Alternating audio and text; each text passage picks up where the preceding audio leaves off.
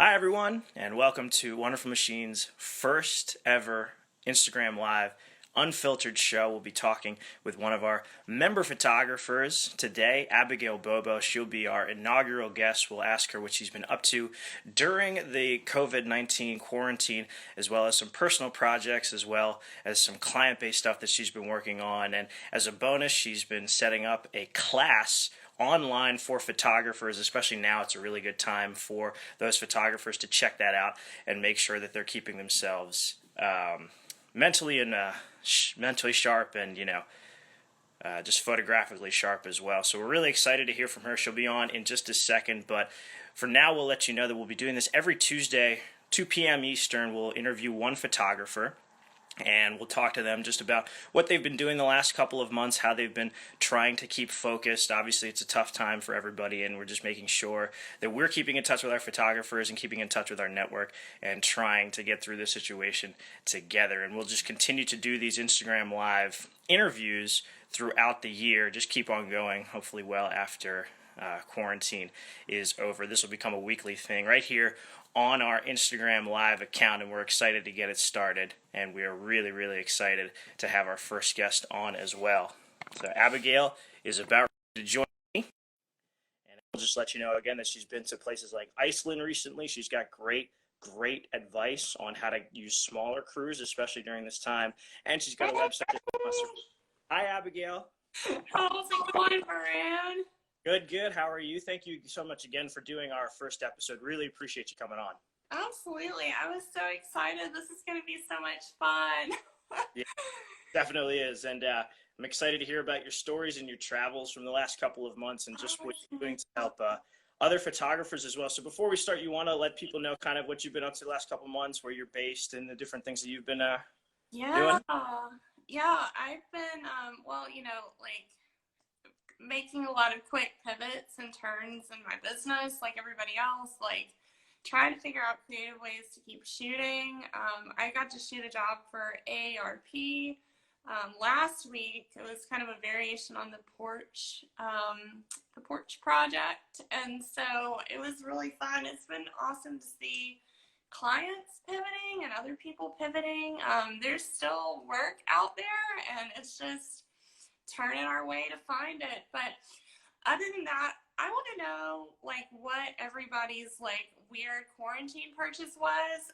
Mine, just to get you started, mine was I bought other people were stocking up on TP, and I bought an ungodly amount of Christmas lights to put in my apartment. We had some of our neighbors up here who just spent some of their days decorating, redecorating with their Christmas decorations, just to kind of brighten the mood a little bit. So I think people are on the same page with that. So that's great. And it's good to hear that you are just trying to make the best of this. I know all of us are as well. And again, thank you for those who are just joining. This is Abigail Bobo, Nashville-based, correct? Nashville-based. Yes, somebody bought 3 weighted blankets for a weighted blanket sandwich. Excellent. Yeah, I'm based in Nashville. I have lived here for 15 years. It's been a really great home base for me. I travel all over the U.S., but this is a great place to still shoot and work here, but just to come home to, and I love the people here, so it's been awesome. Yeah, definitely. Great music scene, obviously, great food scene, a lot of great things to say about it. Hopefully, things will pick back up in the coming months. It's as lively of a town as you get. Hopefully, Broadway is full of people very, very soon, but only when it's safe. So let's start talking about this most recent Instagram takeover.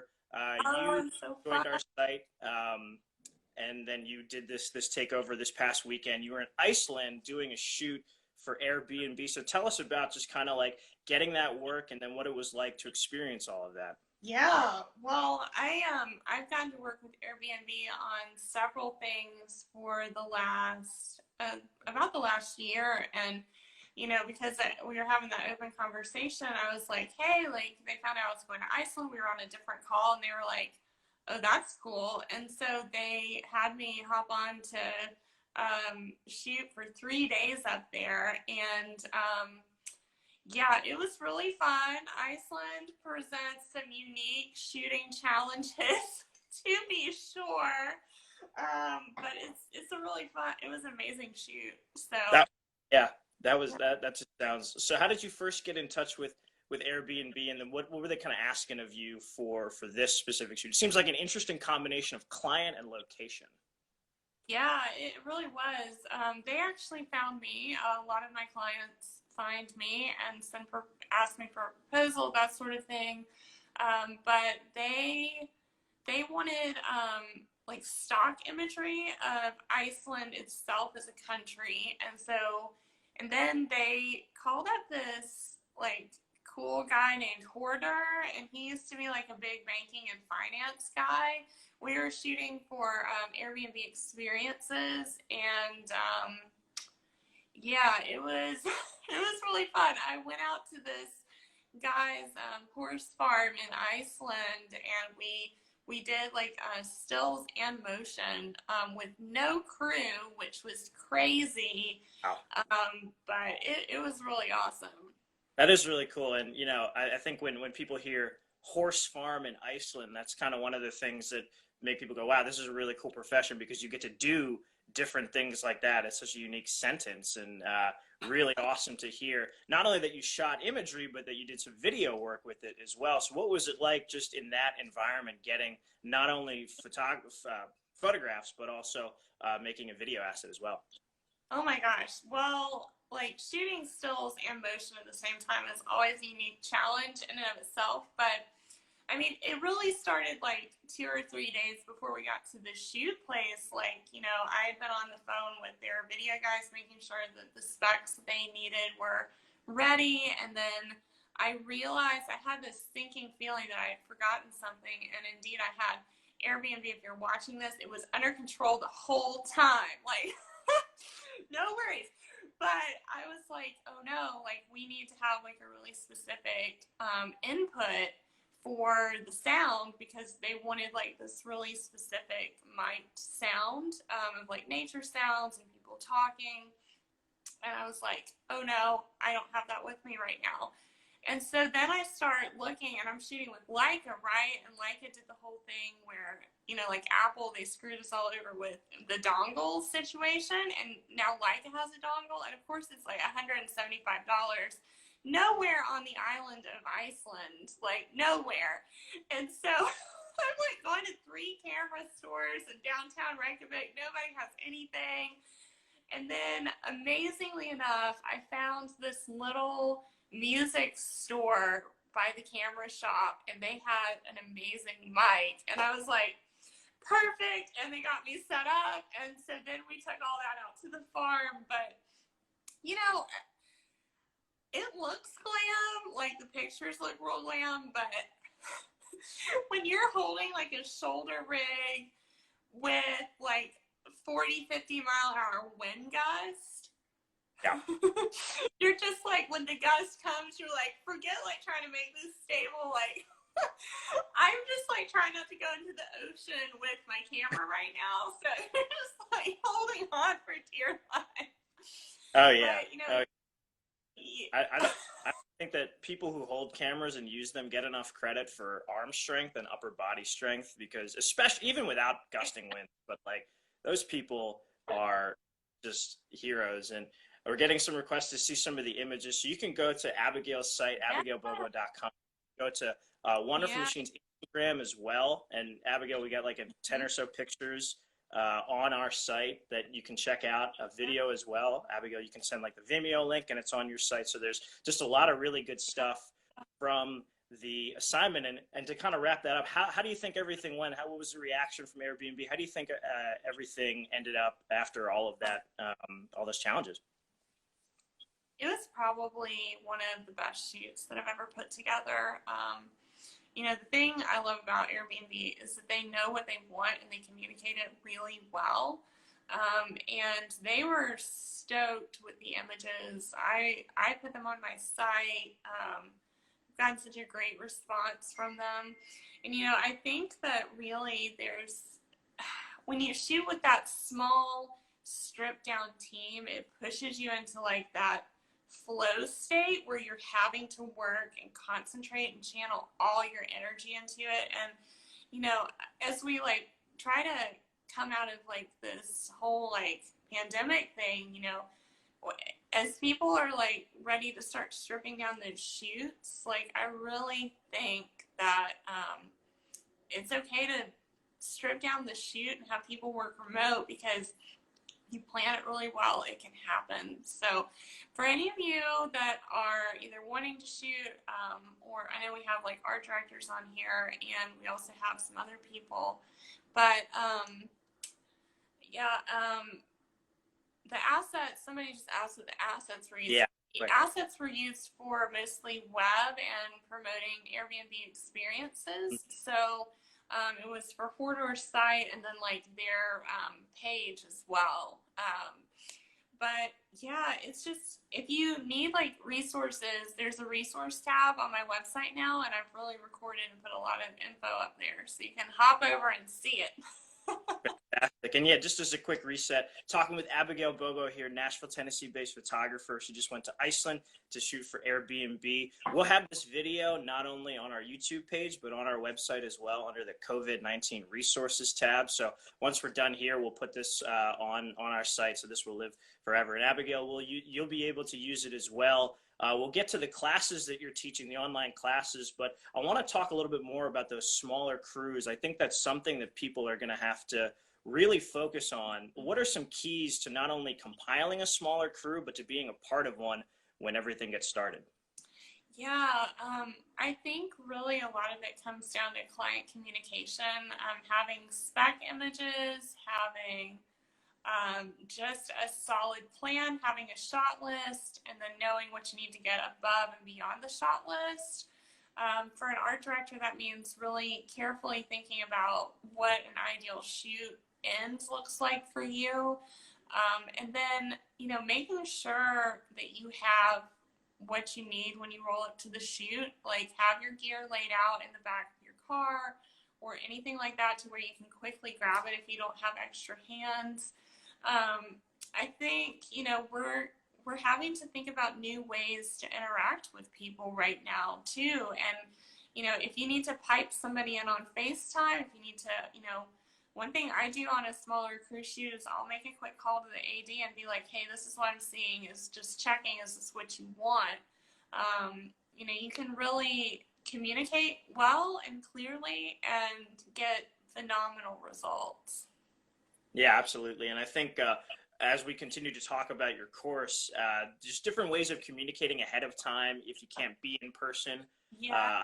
Everybody loves those in-person meetings, but Zoom has basically become all of our best friends over the last couple of weeks, months. And you've certainly used that as well. But just kind of leading up to a shoot with those smaller crews, how do you find, how is it getting everybody, do you find it to be easier getting everybody on the same page because it's fewer people, or is it tougher because each person has so much more to do? Yeah. I think if you take the time to set expectations and really hear from each person and make sure that everybody gets heard, that's key. But then making sure everybody knows what their job or their role is really important. Like in the case of Airbnb shoot, you know, it's not my job to put together the shot list. That's their job to set that expectation with me. And it's my job to read the shot list and to review it the morning of the shoot before I head out. Yeah, I was lucky enough to have a friend with me that was able to kind of be an extra hand with some of the video gear. But, you know, I think I could have done it without, but, you know, it can be tricky. It can be really tricky. No question. Yeah, but I think it's really about that prep on the front end, and then on the back end, like making sure that you over deliver client, like you give them more than they asked for, and you give it to them more quickly than they wanted. And speaking of more quickly, do you think that as people get more acclimated with prepping, you know, remotely and doing remote work, do you think people will get kind of better at being more efficient with those final deliverables? And then do you see any of these jobs just becoming remote full time as people get used to them? Or do you think it will come back to more what it was after some time? Yeah, I think our industry is in the middle of a really big shakeup right now. I don't think we're gonna lose like having a digital tech or having an assistant or a stylist, but we may transition more where we're not traveling as much for shoots, or where an art director is not necessarily traveling on set, but they're piping themselves in via Zoom more often. I think that can be, as we start looking at smaller budgets in the season, I think that can be a way to cut down on costs without sacrificing what people are worth, because our work is still valuable. Yeah, I don't, does that kind of, does that fall in line?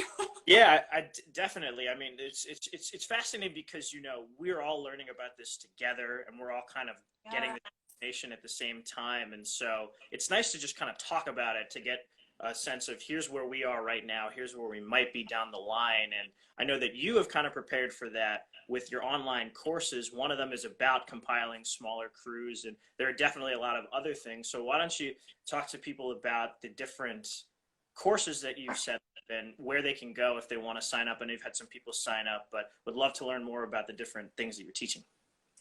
Yeah, well, I kind of had I've been thinking about a long time, just I've been thinking about putting together some training for the business of commercial photography, because it feels like this proprietary information that's super top secret and nobody understands. Like, how do we bid a job? How do we market ourselves? How do we get these clients?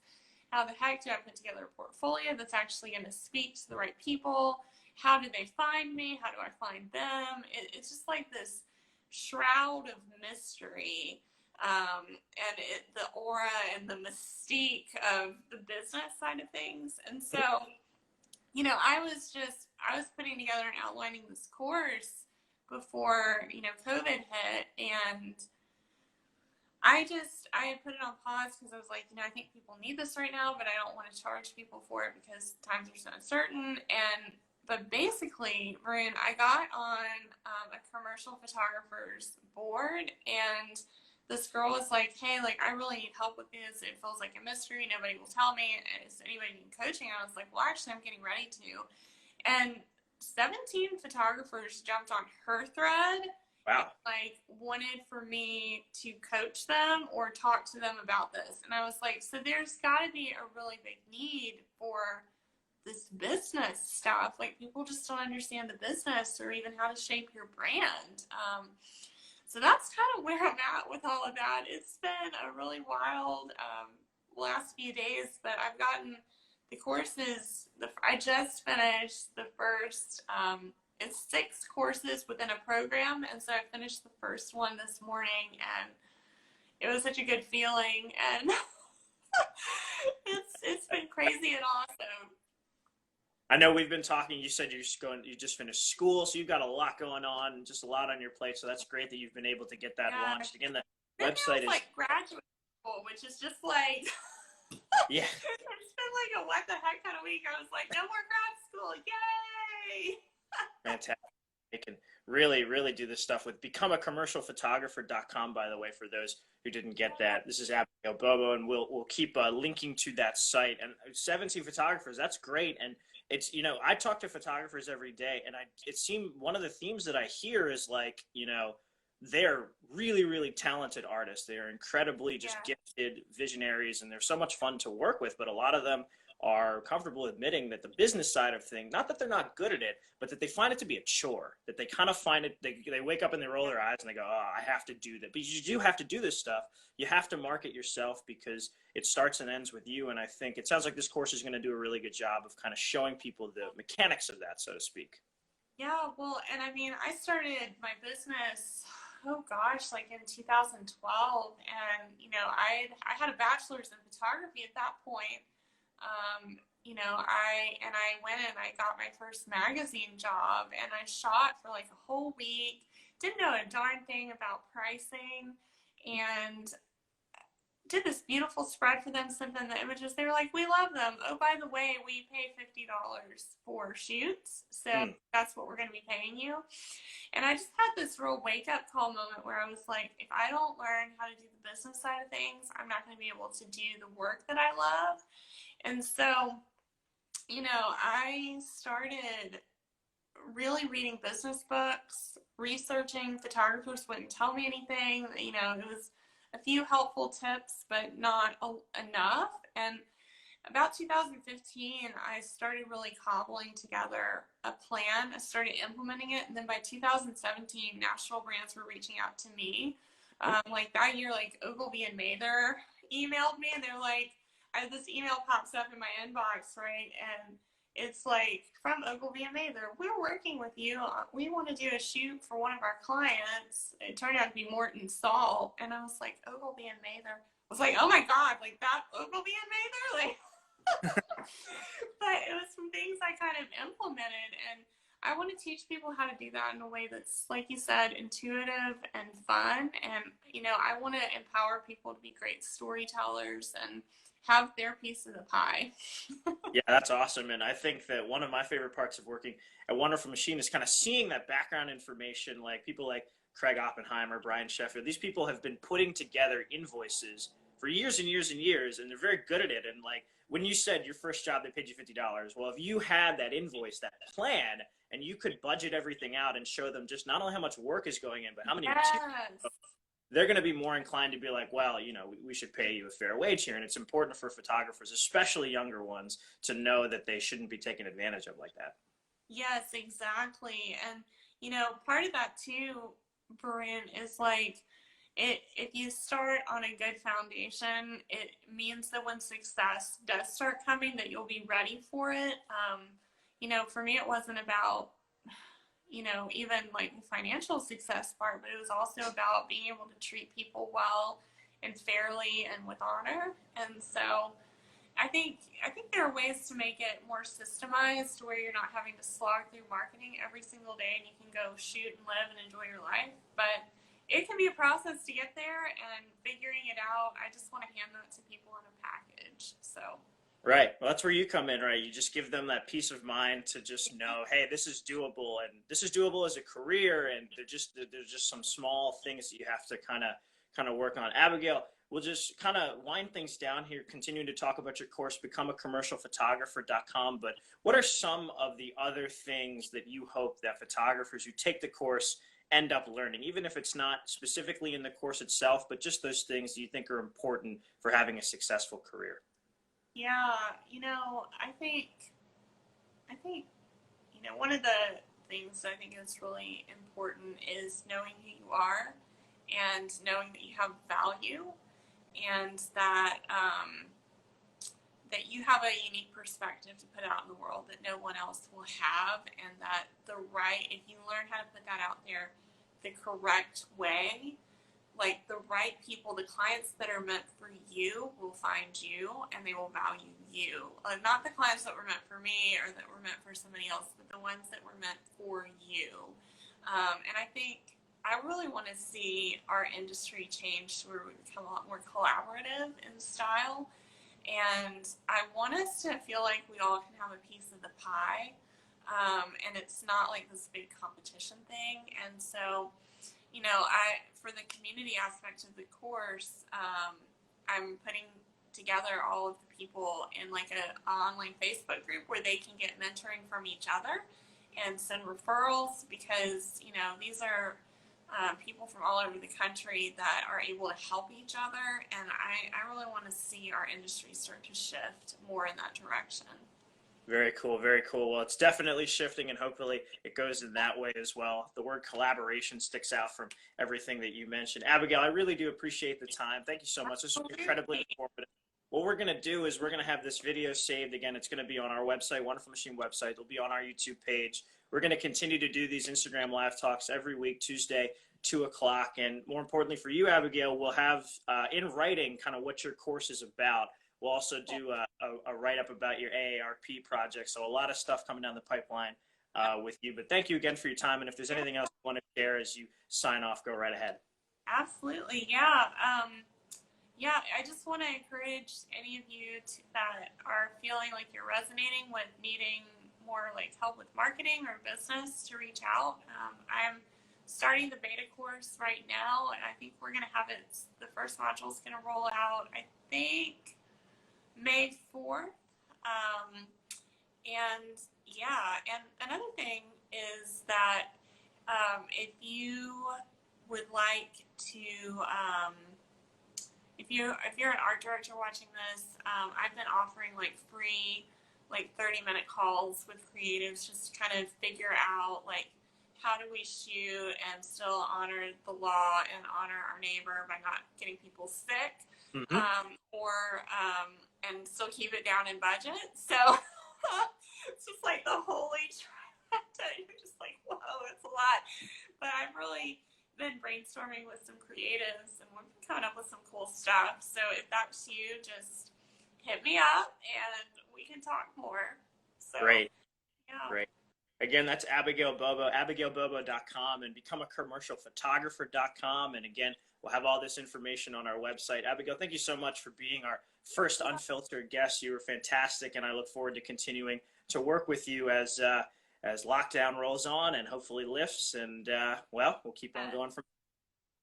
Awesome. Thanks, Fran. It was so fun to get to talk with you. I hope you have a good rest this season and kind of have some chill time too. Thank you. Thank you. You as well. Thank you for everybody for tuning in. We'll be back next week, 2 o'clock. Kate Thornton will talk about the transition from retail to commercial photography, as well as some of her porch portraits. So that'll be a lot of fun. This time next week, guys, thank you so much again. And Abigail, you and I will be talking soon. Sounds good. Thanks, Varun.